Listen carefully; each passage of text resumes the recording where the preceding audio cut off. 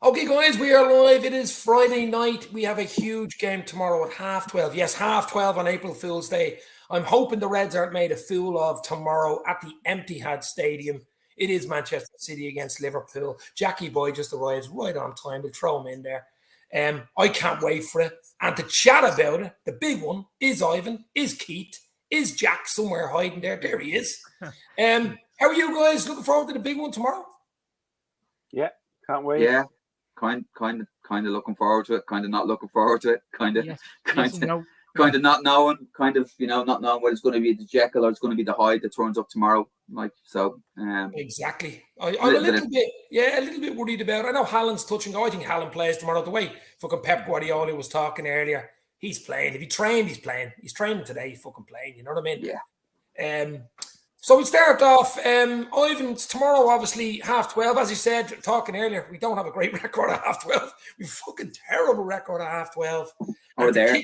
12 games left. We've nothing else. We're over every competition. We've 12 games to salvage something, a top 4 finish in this season, which has been an absolute fucking disaster. We could get top 4. I still think it's a possibility, but we've got to get points. I think even a draw tomorrow would be something. But it's not going to be easy, Ivan, is it? I mean, it's going to be a tough game. No. It always is.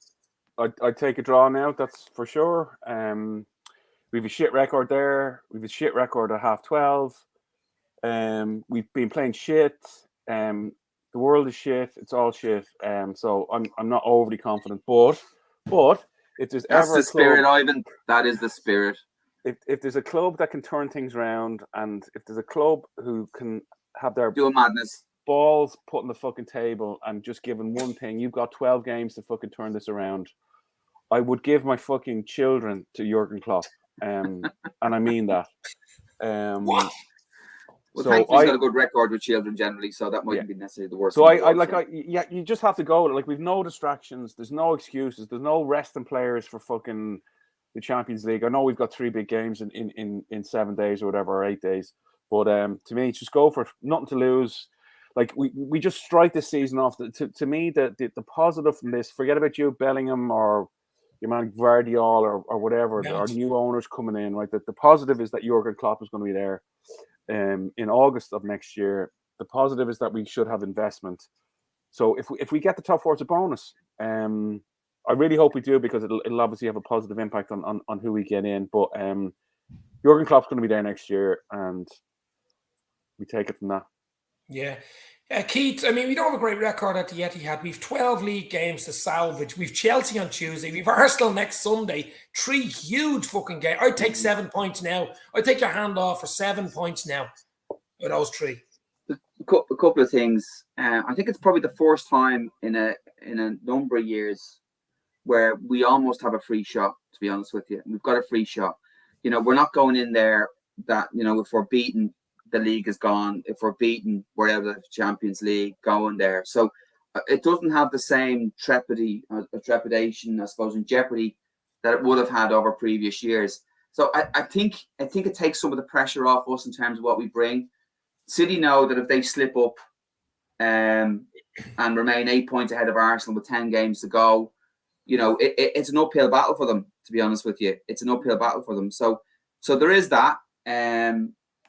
And obviously we've got an absolutely appalling record there, and we're very Jekyll and Hyde, to be honest with you. But of all the times to ever go play them in their own backyard, I hope we approach the game in that way, where we put everything out on the table and we go to beat them, and we match them, to be honest with you, and we get them turned. We're confident on the football, and when we do have chances, we execute. If we win, I think it takes a huge amount of pressure off for the next 2 games. If we draw, I think we can kind of go in for the next 2 games with a degree of confidence. If we lose and are beaten quite badly, I think it's going to be a long fucking week for us, no matter what way you look at it, know. So I think there's a huge amount hanging on this game tomorrow from that perspective, just in terms of how we approach this block of 3 games. I think if we show well, a good account of ourselves, get slightly beaten, I don't think that's the end of the world. I think we can take that confidence, because it is such a difficult place to play, into Tuesday night and then into Easter Sunday. So from that regard, but I do think it's almost a free shot. It's almost a free shot for us to actually go there and just play, and just play. So, and that's the way I hope we approach it. Do you know what is as well? Our record is so bad there, but we've had a good record against City in the last 4 or 5 games. In the Charity Shield, in the FA Cup semi, we beat them at Anfield 1-0 earlier in the season. So we should be going into it, a little bit better, Jack. But it's always a tough game at the Etihad. I think the Poltergeist is at it again. I better turn that fucking light off. Look, flash, the fucking disco. Must be someone next door there. It has to be. I think it's a 2-win. We've only done the double over Manchester City in 17 seasons.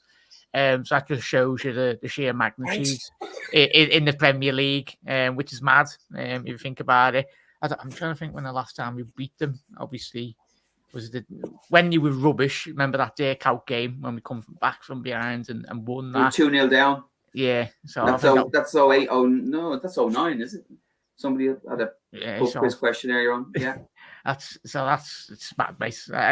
As the lads have said, confidence. But the way if I was going into the change room, always way just say dent their title hopes as much as we'd like ourselves to be in first place position, but we're not. And the season's played how it is. But I'd be pinning Pep Guardiola's quotes or just his grid on the changing room wall and hopefully just get inside of that Pep Guardiola mind that usually likes to think too much in certain occasions, and hopefully does that tomorrow early morning.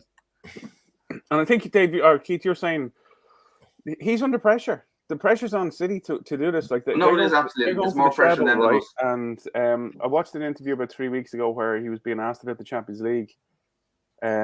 He's under massive pressure to deliver this season. Do you know what I mean? So it's definitely a free shot for us. It's like in the nicest sense, but like it's obviously top 4 is important to us. But it's a free shot. If City lose tomorrow, the pressure is right on them. Mm-hmm. Yeah, it's a big game. They're always Liverpool City in the last 4 or 5 seasons have been the biggest game because that was the game usually. It's not the season though. There's no two ways about it. We can't say it's the biggest game of the season. We're not in that. No, I said it has been the biggest game. It has been the last 4 or 5 seasons. It isn't tomorrow. It's a big game for different reasons. Obviously, we're chasing top 4, coming back after a 2-week break. We've lost our last 2. We got beaten by Madrid. We got beaten by fucking Bournemouth after beating United 7-0. I'm not going to lift that down. That's forever. That's every March. That's every fucking March. You know what I mean? We're on last 2 we've lost. I heard Klopp talking about it today. He made a few strange things talking about it today to say that we actually played well against Bournemouth and we played well against Madrid. We actually fucking didn't. We are absolutely typical manager talk, that innit? I know, right? You won't slag the players and stuff like that, but we need to be at it tomorrow. We need to be 12:30. I don't care about the time. Yeah. As you said, 12 league games left. Just fucking give it all. If they give it all on the pitch, I'm not as bad. But if you know what I mean. I thought we were woeful. I thought we were absolutely woeful against Madrid in the second game, right? Like we were, they were just comfortable, right? But they had us under so much pressure. It's not even funny. It was like their structure had us pinned back into our half. It wasn't even funny. When our midfielders were getting on the ball, they were facing their own goal every time. We literally just couldn't get forward. You haven't got the personnel to match anybody up at that level. No, it was shocking. Like their midfield, Camavinga, he was everywhere. We didn't have a second on the ball, and it wasn't even like that they were trying to win the game. They were just frustrating us, and they were just breaking us down. They played well within themselves, But absolutely, I think we started that game well. To be honest with you, the first 10-15 minutes we were right at it. We didn't score. And then I think it just in the players' minds becomes this is not going to happen. You would have needed to have scored, and then to maybe push on from that. But I still think there was another gear in Madrid that night. If they need to move up another gear or two, they could have just done that. Likewise with Bournemouth, it's very similar to and it's the trend that's gone right through the season. We started quite well against Bournemouth.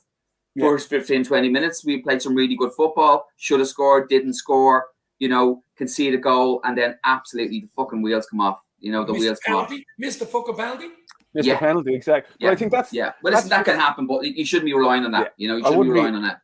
Yeah, I wouldn't be relying on the penalty, but that has been the pattern of our games so far. And even even the United match, where we had 25 minutes where I thought we were absolutely superb. We were really on it. And then we had 15 minutes where we were shaky. We give away an absolutely gilt-edged chance to Rashford, where he gets between the two centre halves, and he should have scored. Hernandez's header as well. And that was closer than it probably looked on the live. That game could have been different. Goals then United change games, Ivan. No, absolutely. But if either of them score at that time, our timing was perfect. That game could have been completely different. And it's 7-1 then. 7-1. I guarantee you, if Rashford or Fernandes scored that goal, it's not going to be 7-1. You're not getting 7 in the second, 6 in the second half. We could have lost that game, and I think that's where we are. We're so fucking brittle. We've no resilience. We've no resolve. We've no ability to just recover, to kind of, in the past where you just go, we take it on the chin, we park that goal, we get back at it, and we're going to win this game 2-1, or we're going to win this game 3-2, or whatever. We don't have that anymore. We've seen it in little sports. We've seen it in maybe 5 or 6 handful of games all season, and we're near the end of the fucking season. We've only seen it. You could probably point to 5 or 6 games where we played well in that game for the full 90 minutes. Whereas you said we're starting 10, 15, we're playing well. Yeah. And then we just fucking lose the whole run. I'm thinking of the year when we won the league. Yeah. The midfield is but it's everywhere. But it's not even that. Like it's a collective thing, right? It's a mindset thing. I'm thinking back to when we won the league. How many times were we 1-0 down that season, and we came back with last minute winners, Origi and Mane and fucking Salah, and even penalties. Milner. Fucking hell. Do you know what I mean? I can remember just sitting on the couch and the young fellas going mad. We're losing. I'm like, Keelan, it's fine. We've got this. And we had it.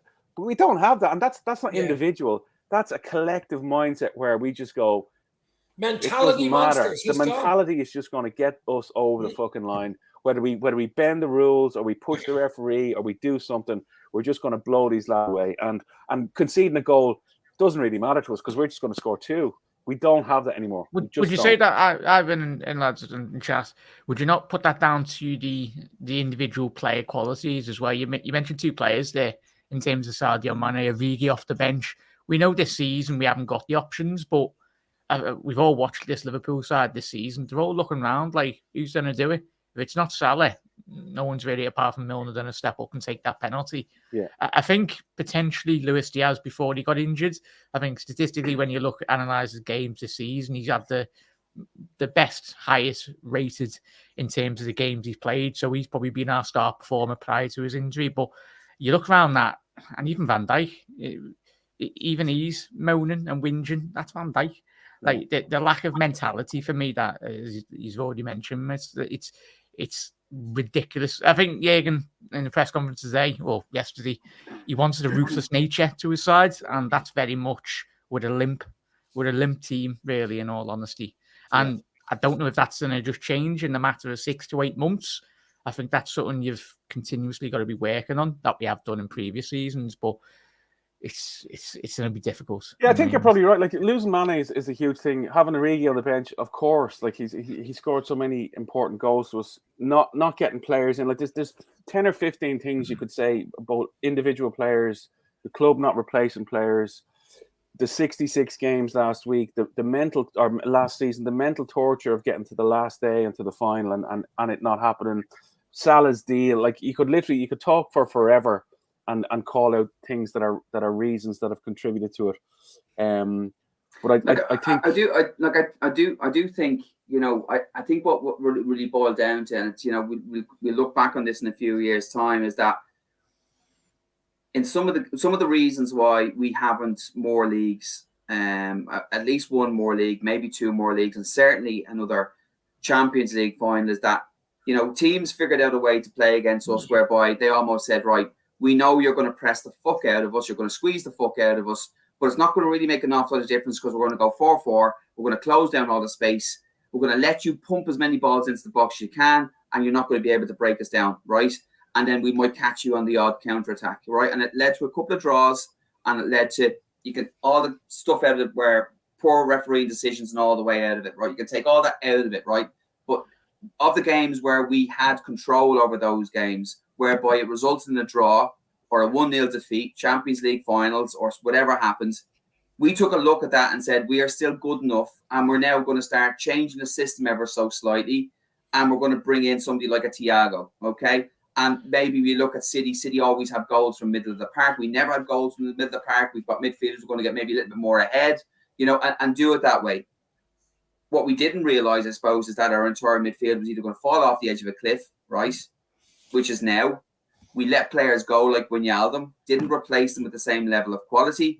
And before you know it, we're not pressing as we did press beforehand. Either as a front three, as a middle three, we're allowing teams a lot more time on the ball. Everyone's pushed on. Our central defenders slightly drop off. Van Dijk is not the player he used to be. All these things contribute towards giving other teams more chances against us. So, and I think we're complicit as a team and as a management structure, and not addressing these things far earlier than we did. And the age profile is through the fucking roof. And I do think we can almost at this stage get back to where we were with Klopp. So Klopp version 1. Klopp version 1 will win us a league in 3. Klopp version 1 will win us Champions League. It'll get us to cup competitions. I don't think we need to fucking reinvent the wheel and be something more than what we need to be honest with you. I think we can go back to where we need to be. Combative 3 midfield. We've enough strike force. Fucking hell. We still have enough strike force. We've arguably still got the best strike force in that league, together. So we have all those things. I do think we need to address centre half. We probably need a centre half. We need 2 and right back. And right back. Right now, listen. There's an argument saying let's just fucking shift Gomez over to right back and buy us a little bit of time with Trent and get a little bit more cover at centre half, right? And get combative in the middle of the park. In other words, you limit the amount of exposure Trent, because Trent is just getting too much exposure. It's all down his side. It's all at him. And God bless him, he's not a fucking defender, right? He's got a lot of tricks in his armory. He's got a lot of tools to bring to a game of football. But I don't care what anybody says, right? Defending, right, at that level, he is not a top tier right back defender. That's not him. Fair, right? They brought Ramsey in to challenge him. I think you're spot on. But to me, the biggest problem is also the biggest feature of the team, right? Because when they talk about the intensity, right, everything about that team was everybody working at 110%, right? And it starts at the front, and the 3 boys are pressing. Yeah. And then the 3 boys behind them are doing the same, and they're recovering the ball and they get it to them quickly. And Trent can push on because Henderson is traveling back, and the 2 guys move across. So it's a complex kind of system. It's simple in one 100%. Way in that it's all out attack, but it's very complex. Everybody's got to buy into it. Everybody's got to buy in. If 1 or 2 don't buy into the system, you're bollocksed. That's my point, right? So, and it's not that you won't be great. It's actually going to be shit. You're fundamentally breaking the system, because if you don't press as a 3 and you only press as a 2, you've an out straight away. Your defense are still playing a high line. You're fucked. So you actually require the 11 players or the 10 outfield players to be right at it. And if even one of them is off because of the system of high risk and high reward, you're potentially fucked. And we've gone from 100% to some players being at 60% and maybe even lower. And that's a really hard thing to say. You've got to look at the natural ability to press from the front 3 as well. We will probably never have a front 3. No. Salah, Mane, Firmino, who will press like that. Like Gakpo presses, but he half presses. He's almost pressing for show. From what I've seen so far, he needs work in that regard. It's not as natural. Nunez will work up and down, but he's not clever enough, and we're not clever enough as a front 3 because we've been mixing them. By the way, we're not clever enough as a front 3 to know when to set the right traps. So there's half-hearted fucking pressing. It's pressing for pressing's sake, and we're not pressing as a midfield. I don't care who's in the middle of the park; it's not there, right? It's too easy for midfielders to get their head up and ping balls down either side of our centre halves. So so there's work to be done there. But I do think if we can get in, good ball retention, combative midfields, it'll sort out a huge amount of aerials,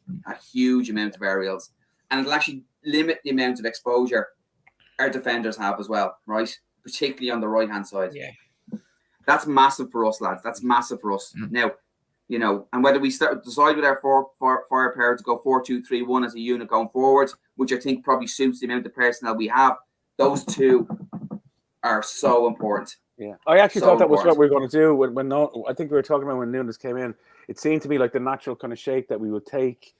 It's incredibly defensive because you've got the two boys in front of the four, but it's incredibly attacking because you still have four strikers there. You've got Nunes up front and you've got the three boys behind, and it just hasn't, the injuries and form and different things just haven't supported. And like Nunes, remember he got sent off against Palace. That fucking screwed us up for like 2 months nearly. Do you know what I mean? And he didn't bring him straight back in, and then we got the injuries, and then the form went down. Like, it's been a perfect storm of fuck-upperies, unfortunately, you know? No, you're right. Jack, I think you want to come in there. Before we pick the team for tomorrow, obviously, we'll spend the last 10 minutes talking about tomorrow's team. But, Jack, I mean, I want to get your take on this Bellingham thing. It's been going on for about fucking 18 months. I have a feeling it's already fucking done. But, I mean, there's going to be some egg on some faces if it's not done. I mean, it's a lot of money. It's a lot of money. I'm on about the whole package. I'm not on about 120 million. I'm on about 100 million in wages. It's about 220 million, the package.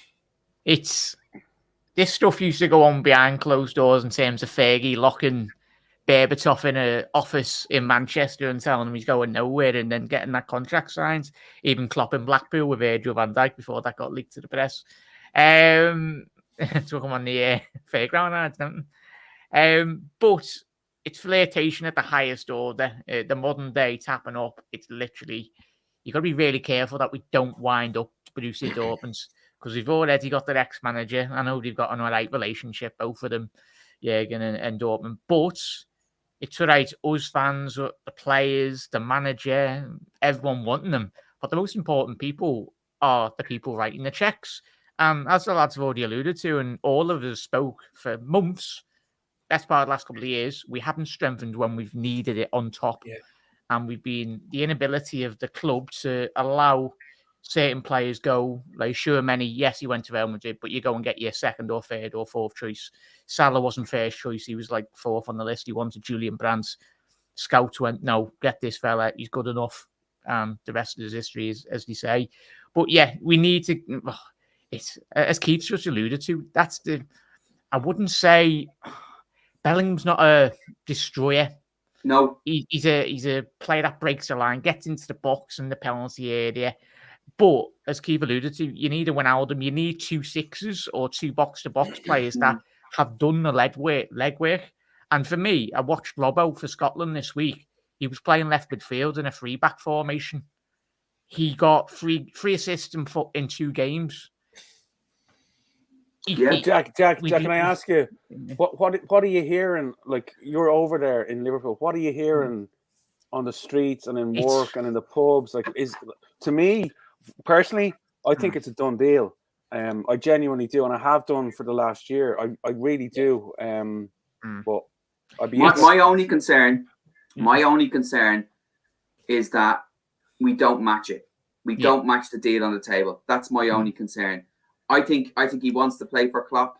I think there's been enough flirtation, both with players, concerts, all that kind of stuff, you know, for it not to be in the right place.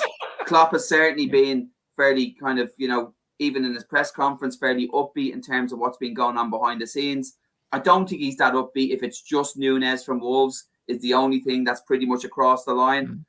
But I do feel, you know, someone could do a madness on that. What I will also throw into the mix before we go past this is that I think I actually think he would be.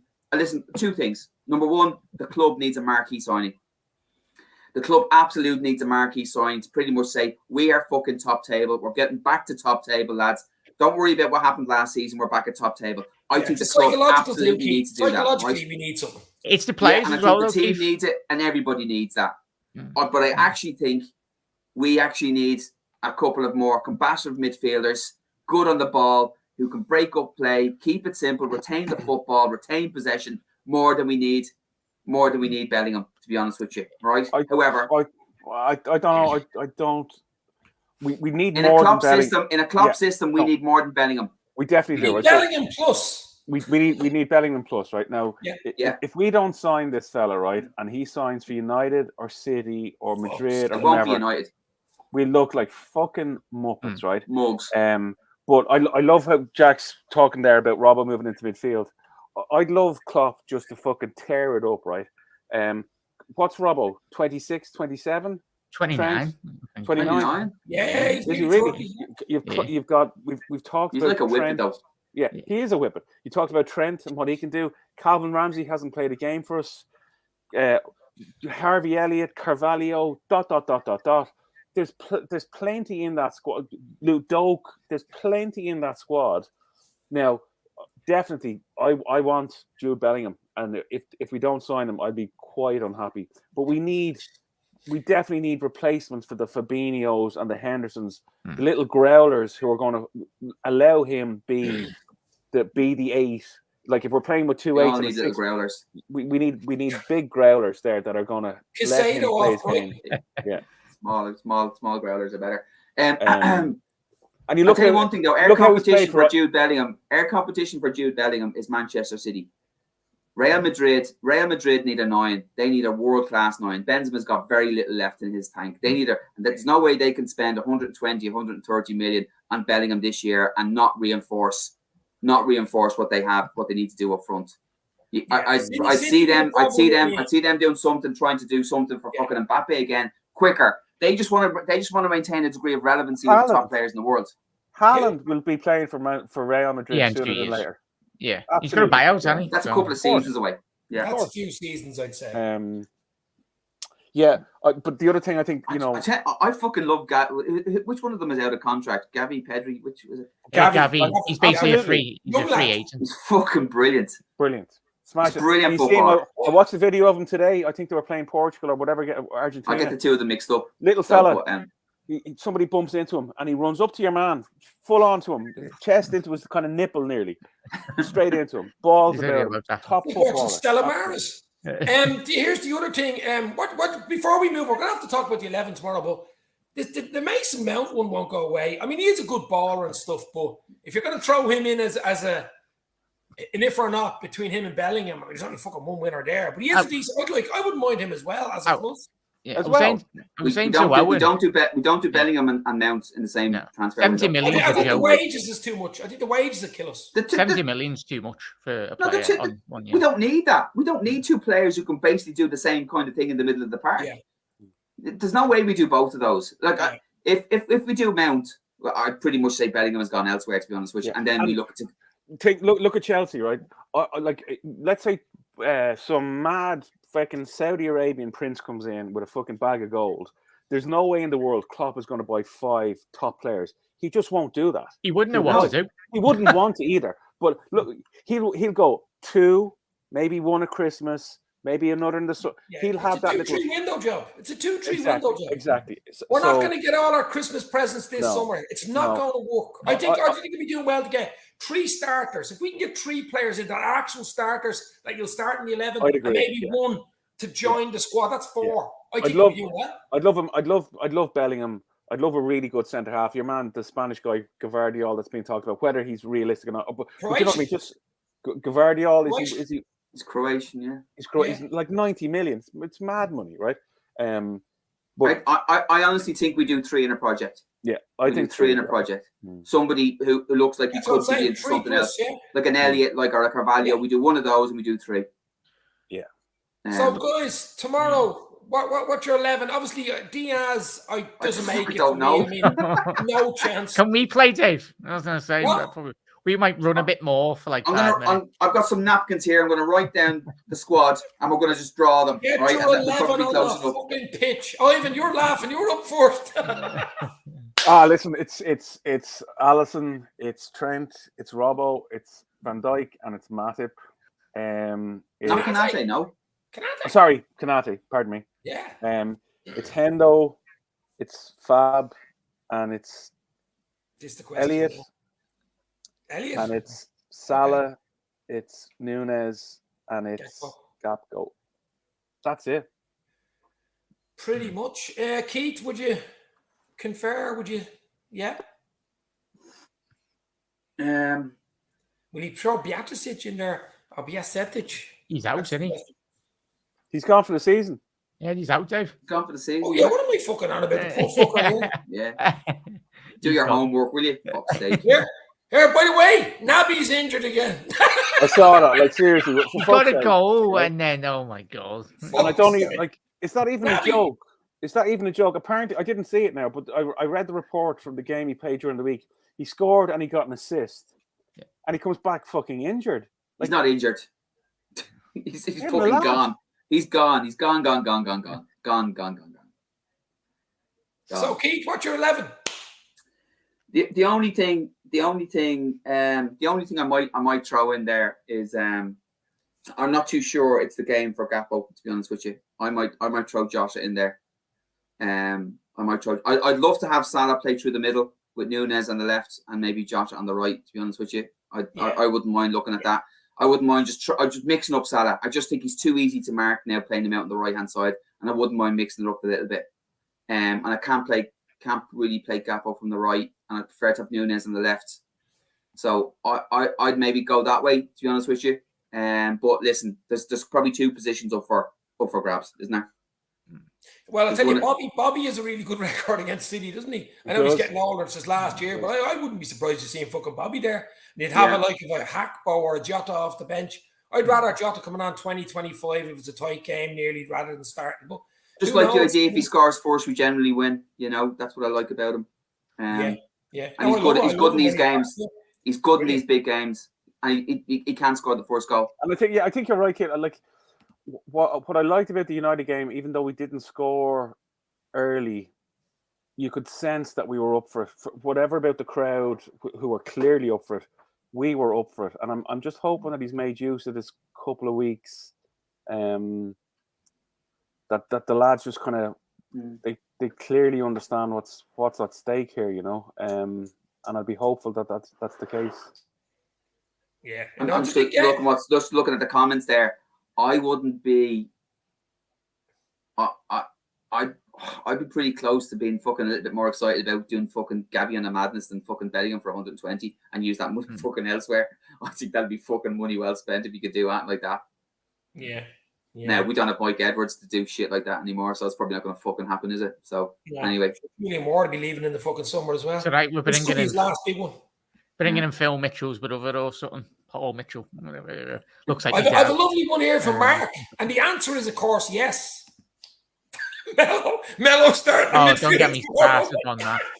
Comes on and gets a hat trick. Mello. What a waste of a loan fee. But yeah, we raised the ticket prices. But yeah, whatever. So, Jack, what's your team for tomorrow? Before we sign off. I'd agree with Ivan. I'd play the players that are actually going to stay at the club for past the next 12 months. None of this nonsense of playing Ox, playing Naby, sod them. We're being too sentimental in the last couple of years. Of course, to the right players, but some of the players that, quite frankly, are not fit to wear the shirt, get the wages off the books and actually bring some quality in and players that actually want to play for the club. Because when you look at them, like the players on the way to Madrid, the second leg, they're smiling. The new players, Gakpo, Núñez, Canate, they're made up. And even the Salah and everything, I think we'd all be smiling if we were on 350 grand a week. But yeah, we need new blood into this squad. Pocket change. Yeah, pocket change for them. But we just need to peanuts. We need to get rid and get that sorted. For me, next year we can do the double over them. I know it's only a little 3 points, but it's the mentality of yes, we've done it this year. We've had a rubbish season, but going into the next year, try and use that as a springboard in any way we possibly can. It might give us the mental edge in the next 8 months. You never know against Pep Guardiola's team. The last 10 games are so important for how we start next season. 12. It's 12 games. It's fucking huge, to be honest with you. If we end up this season busy, you know, winning 2 on the bounce, losing a shit one draw, 2, you know, that does not set us up in good stead, irrespective of who comes in. If we can string together 6-7 wins, you know, towards the tail end of the season, irrespective of where we end up, it sets us up. And that's what set us up the season we won the league, by the way. When you look at what happened, just the tail end of the season before that. We just kept going. We just kept going what we did it. We got Champions League football the last game at Anfield, didn't we, against Middlesbrough? Yeah. when we carried forward from nowhere, carried it forward then into the next season. Okay. We need something for the parade, lads. The parade is right. I might get some. Paddy's Day is over, baby. Might get some of my Mars pans out and try and give it a cook to Everton or something. What do you think, Jack? I didn't want to sit on the fence here with the scoreline, but oh Christ, I'm not confident about tomorrow being a 12:30, being at the Etihad. We've 2 teams against us already, so I think we'll be doing well to get a draw tomorrow, 1-1. I hope we win, but I'm just being. I've said no, because I'm not doing it. I was on Owens. I said 1-0, but yeah, my hoodoo with score predictions. I'm not going to give one that because it always backfires, right. Especially on an early kickoff. I sit there on a watch along and we get our ass slapped every single time. True. But, Ivan, you're going 1-1, I think, as well. No, I'm going 2-1 for us. 2-1. Okay. Yeah. I'd fucking take that. Unless we score very late on and don't give them an opportunity to recover, I'll go score draw. 0-0. Wow. So basically, if we score in the 96th minute, I think we'll win it. The last touch of the game, you mean? Gary's going 1-0. Nunes, that would be nice, wouldn't it? Any type of fucking win would be nice. 2-1 Liverpool. Ox to hand Arsenal the title. Fuck's sake, Noel. Holy. I tell you what, it'd be big for Arsenal because then they play later on in the day, don't they? Huge. If we could the problem is that we'd probably roll over Arsenal at Anfield. We normally do. That's the problem. So yeah. We've got Chelsea midweek Tuesday, which will be tough, and then we've got Arsenal next week. We've 12 games to salvage something. We've got to turn up tomorrow. As you said, if we got beaten tomorrow and badly beaten, or just didn't sort of turn up and all this if buts maybes tomorrow, it wouldn't bode well for the rest of the season. As I think we need something out again tomorrow to hope to get top 4. Whether Haaland's there or not, I don't really sort of care about. I think we've just go through Haaland, get a red, like get him out for like a couple of weeks. So Jack. Guys, I think we leave it there. Friday night. Enjoy your weekend. Keith, Ivan, Jack, stay safe. Talk soon. Chat. Thank you very much. Let's go, Reds. Let's see you guys. Take care. Bye-bye. Tomorrow. Cheers.